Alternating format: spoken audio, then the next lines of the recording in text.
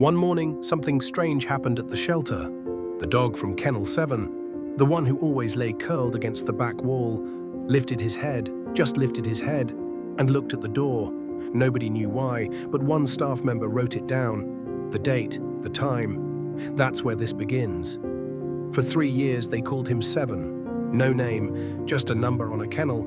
3 years earlier, a family had brought him in. "We're moving," they said. "New place, no dogs allowed." He sat at the door and watched their car disappear. At first, he wouldn't eat, wouldn't drink. The staff started to worry. He just lay there, nose pressed into the corner, refusing everything. Within a week, he'd lost 3 kilograms. The vet examined him and said, "He's not sick, he's grieving." Some dogs give up, not because they're weak, because they lost the one thing worth living for. But 7 didn't give up. Slowly, so slowly nobody noticed at first, he started to come back. He ate a full bowl. He let a staff member scratch behind his ear. One movement, less than a second, but she remembered it. People think healing is a moment. One flash, one decision. But it's not. Healing is 20 tiny things nobody sees. A bowl of food, a second of trust, an eye contact that wasn't there yesterday. He stopped flinching when the door opened. He started going on walks. 5 minutes at first, then 15. Then he'd be waiting at the door the moment a volunteer showed up with a leash. A young couple came to look at him once. They stood at the kennel for a minute. "Too old," the man said. "We want a puppy." They left. 7 went back to the back wall. 7 visits like this over 2 years. 7 times he lifted his head. 7 times he put it back down. Year 2, autumn. The shelter was overcrowded. It happens every fall. People come back from vacation, puppies grow up, enthusiasm fades. A list went up on the board in the hallway. Dogs at risk. 7 was on it. Not because he was a bad dog, not because he was aggressive or sick. Because too much time had passed. Because nobody came. Because shelter math is brutal. If a dog doesn't find a home in a certain window, his space must be freed. 4 days left. The staff member who'd been writing things down since day 1, her name was Maria, couldn't sleep that night. She sat at home scrolling through 2 years of photos of 7.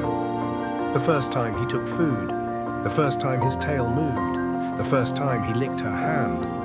She wrote a post, long, unpolished, just words. "This dog has 4 days. He waited 2 years, but his family never came. Maybe he needs a different family." 200 shares in the first hour, 1,000 within 3. By the next morning, 20,000 people had read it. People wrote from other cities, other countries. "I'm 6 hours away, I'm driving. I already have 2 dogs, but a third will fit. Don't let him die, please." But here's the thing, of everyone who wrote, only one person actually showed up. Her name was Anna. She was 64. She'd lost her husband a year earlier and lived alone in a small house near the woods. She wasn't planning to get a dog, she just read the post, and something inside her broke. "I don't know if I'll be a good owner," she told Maria, standing at the kennel, "but I know what it means, to wait for someone who isn't coming back." They opened the kennel. 7, after 2 years and 8 months, didn't run to her. He looked at Anna, then at Maria, then back at Anna.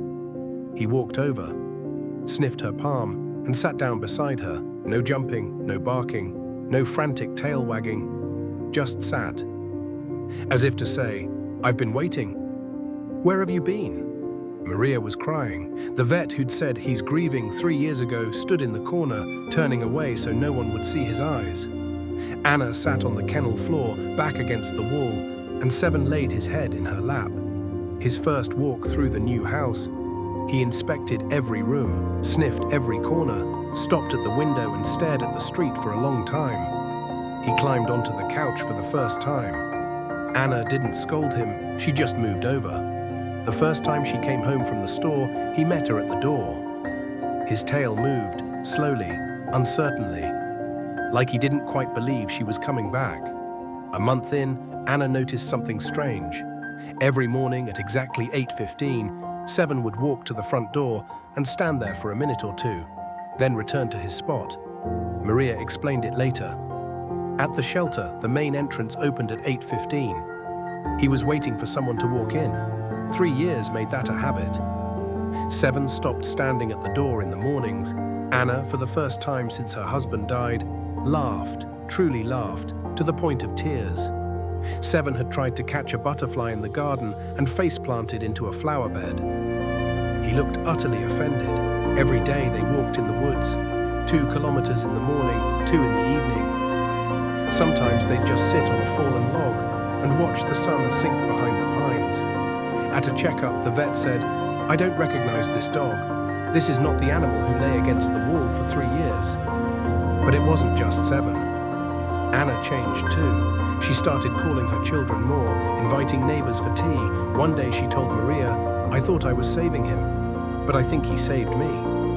Here's the strange thing about dogs. You think you're giving them a home, and then you realize they've given you a reason to come back to that home every night. Today, his name is Hope. Not because he hoped, though he did every day for 3 years, but because he became hope for another person. Anna says every morning, Hope wakes up first. He walks to her bed, rests his chin on the edge of the mattress, and waits.